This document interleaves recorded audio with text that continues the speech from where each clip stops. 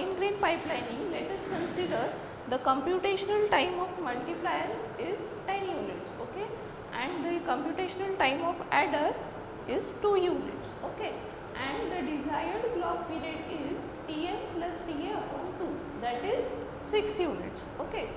So now in this block diagram or in this structure, we can see that here, suppose if we consider the critical path, okay, so this is not our critical path, this is not our critical path, we can consider this path as a critical path.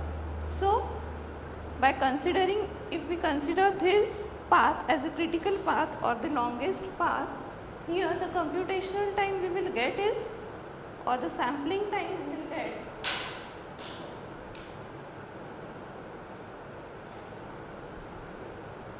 will be Tm plus Ta2, okay, and the Ta is 2 units.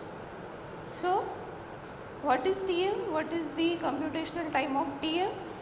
10 plus 2, that is 12 units, okay, but we have to compute, or the desired clock period is Tm plus Ta upon 2. It means that 10 plus 2, 12 upon 2, that is 6 units.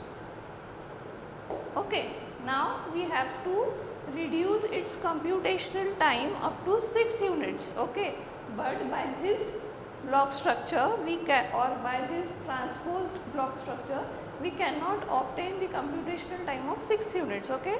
So now what will we do? We will here apply the fine grain pipelining, okay. So fine grain pipelining means what? So in this case, okay, this multiplier is broken into 2 smaller units, okay. In this case, this multiplier will broken into 2 smaller units of 6 units and 4 units respectively, okay. So let us draw and break this multiplier.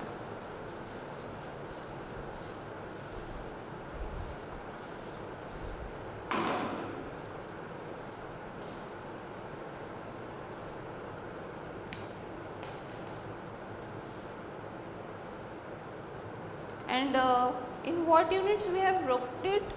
In 6 and 4, okay. So here we will add one delay, and here we will write M2 of 4 unit, okay. Again here we will break the multiplier into smaller units of 6 units and 4 units respectively.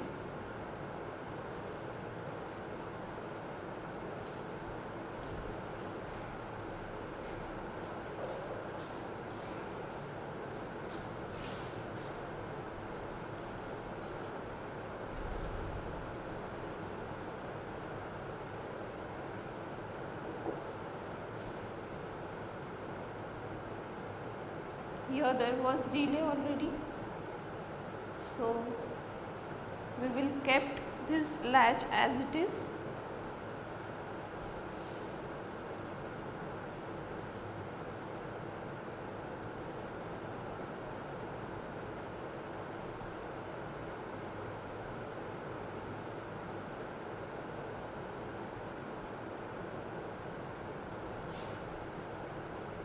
Okay.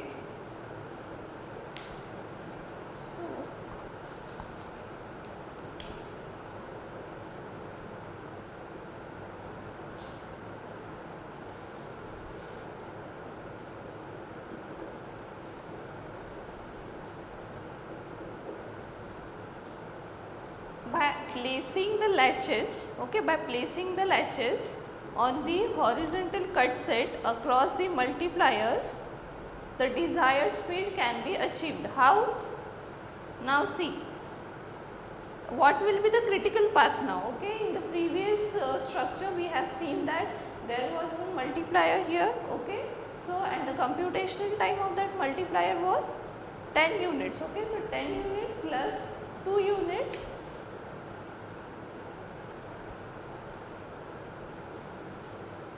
10 plus 2, it became 12, okay, but our desired clock period is 6 units, okay. So, to achieve the desired clock period, here we have applied the fine grain pipelining, okay. So, fine grain pipelining, in the fine grain pipelining, we have broke the two multipliers in the 2 units.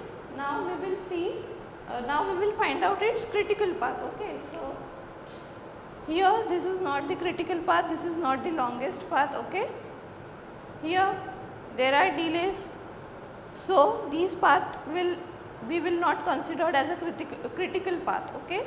So, now our critical path is this, or we can consider this path as a critical path, okay. And this critical path we are getting in the computational time, that is t sample or sampling time, we will get t m2 plus t a2, or here we can write as a ta, nothing but the same. So, here the computational time of the second multiplier is now 4 ut plus here it is 2. So, the total became 6 ut, okay, and this is referred to as fine grain pipelining, okay.